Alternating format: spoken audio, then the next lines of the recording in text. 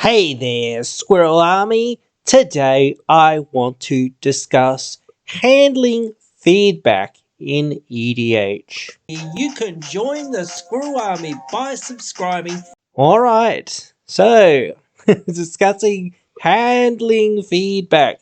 And this does happen quite a bit when you're playing games out there. Some players, again, everyone wants to play in their own way, and if people feel like the game that they sort of expect to play most of the time or whatnot, or if they feel a player or a deck that they play against isn't to the standards of what they believe that, they should be playing against at that level, they will have some perhaps negative feedback. Now, also, they can have some positive feedback sometimes. So this is not just a negative feedback loop. I'm not going to say that, but you have to be able to handle feedback from your opponents, and you have to be willing to listen and take on that feedback. Whether you think they're right or they're wrong, you have to understand where they're coming from, no matter where they're coming from. And I get this as well, where I don't really get CDH and the more powerful forms of the metagame and the way that they sort of play in that sort of way of, whatnot. I don't really get it. It's not for me. That's not my style, and it never will be. And I don't want to ever take somebody's feedback of saying your deck's not good enough because, well, that's not really the point. My deck's never built to be that good. Like, sometimes I've accidentally built a deck that's been stronger, but I've usually pulled them apart. And sometimes, yes, my deck does really, really well, but other times it doesn't really do much at all. It's all in the luck of the draw for the most part. It's not that the deck's good, it's that it had a really good time and really didn't get disrupted or whatnot, whatever. It was a lucky time for me to be alive in that game. I just got lucky or whatnot. I just got a good game, and, it probably won't happen again for a while. It's not consistent. Most of the decks I build are not very consistent, or they do something, but they don't do that amazingly well a lot of the time. Sometimes they'll do amazingly well. Sometimes they won't do amazingly well. But I don't want to take that criticism from somebody, oh, well, it's just because your deck's not powerful enough or whatnot. No, it's just that my deck's not consistent enough.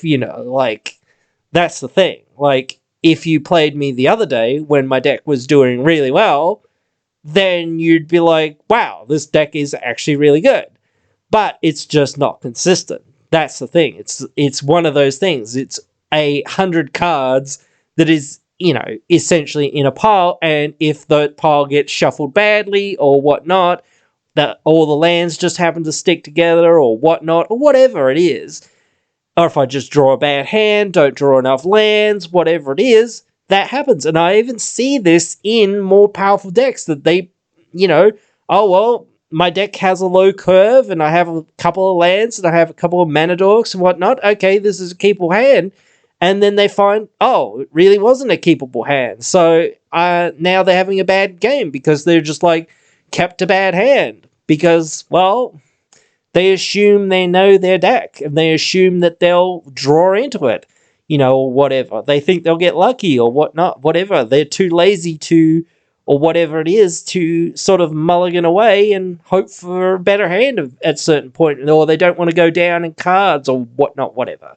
So, again, it's not just that it's my deck or whatnot. Any deck can have the same sort of problems of consistency. But having that feedback of people saying, whatever they're going to say about your deck, your deck's too good, or your deck's, not good enough, or whatever.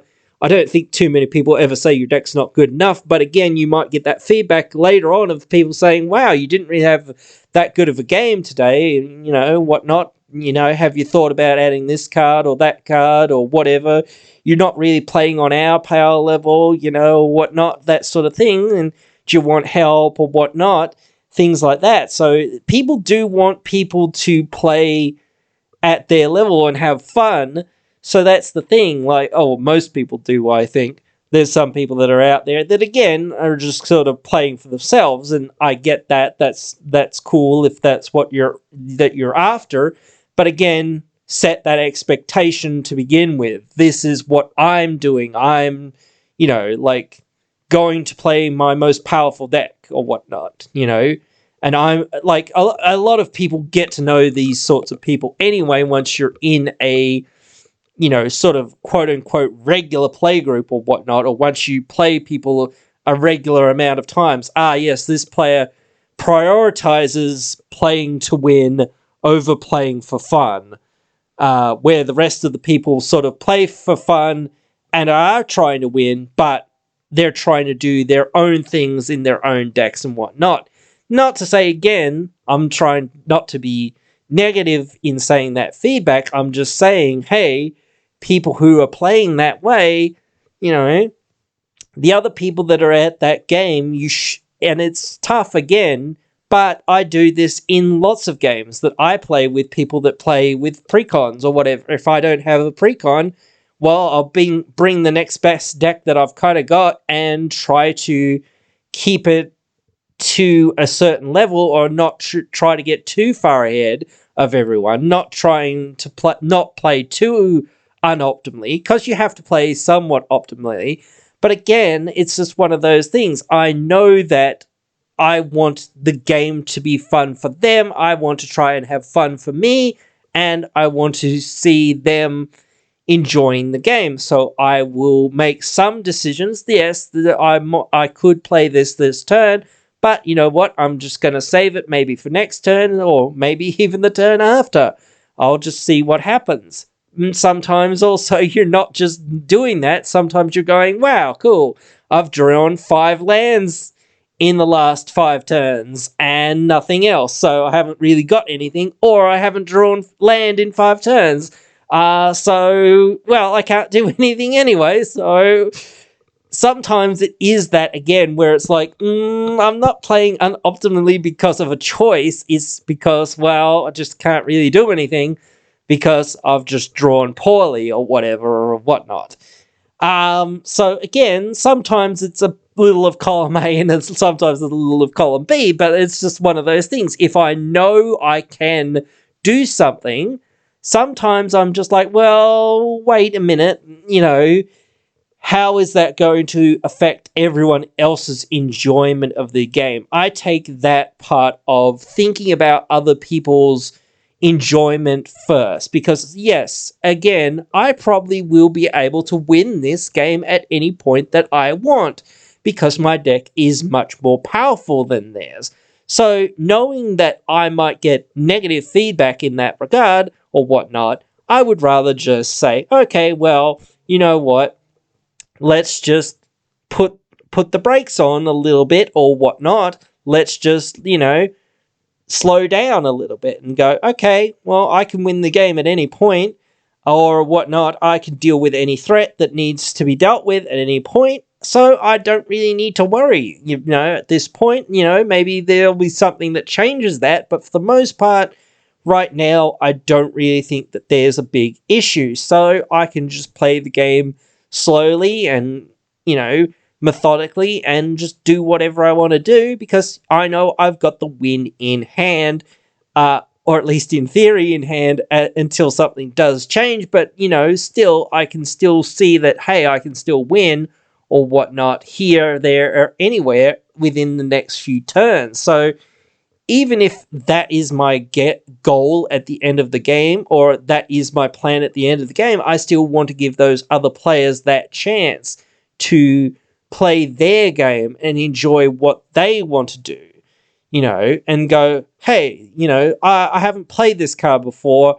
Oh, it really doesn't do anything really good for me, or I need more of this, less of this effect and more of this other effect or whatnot. Yes, Doubling Season, Parallel Lives, etc. are really good cards, but if I don't have anything that actually generates +1 counters or generates tokens, then those cards really don't do a whole lot. So, yes, they can be really good cards, but I need the other pieces of the puzzle, per se, to actually go along with them for them to actually do anything. If I don't have those other pieces, then I'm just sitting here with cards on the field that basically have no text, that everyone is too threatened by for them to survive for very long. So, that's one of those things.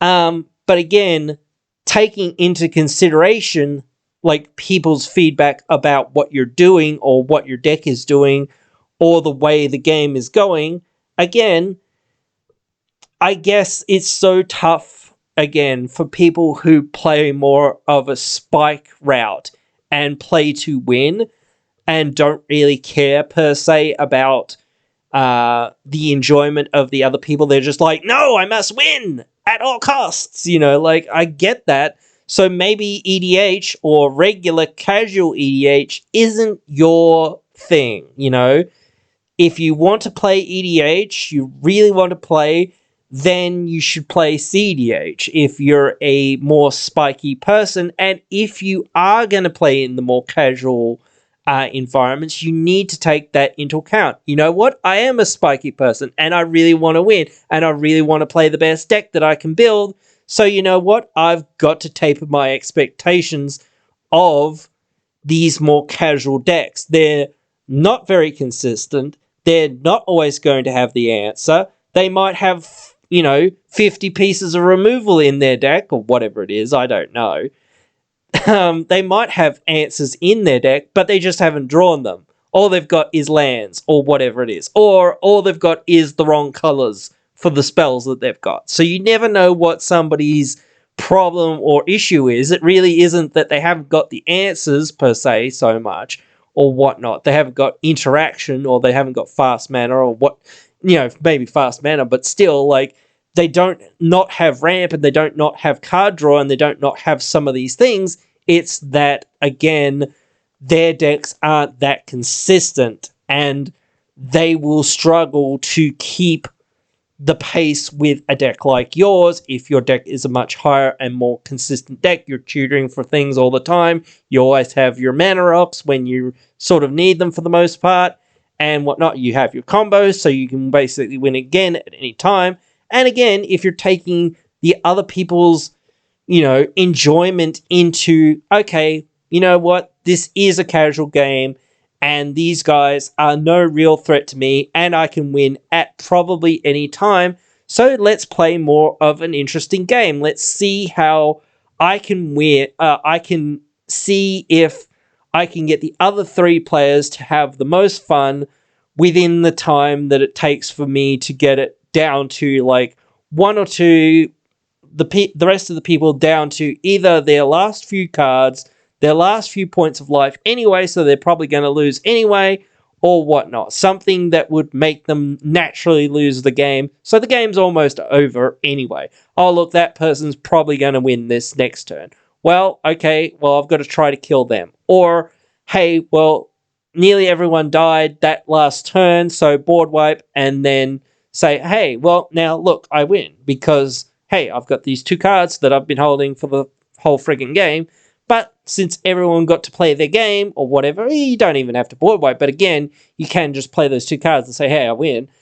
But again, you can just be like, hey, look, I win at that point, because, hey, everyone's gotten down so low, and at this point, saying, hey, I win, isn't such a bad thing, because everyone's got to do what they've wanted to do, and they haven't felt like, hey, I didn't really have a whole heck of a chance in this game.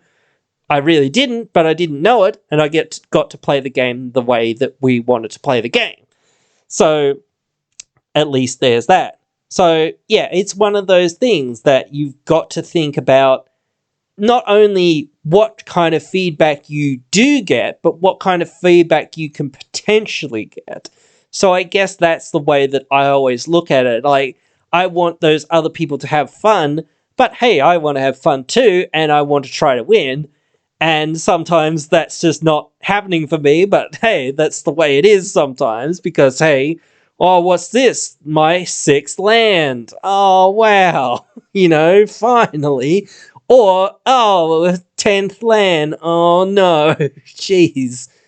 Especially when you've just searched for lands or whatnot. It's like, cool, here's a brick. Thank you, deck. Wow.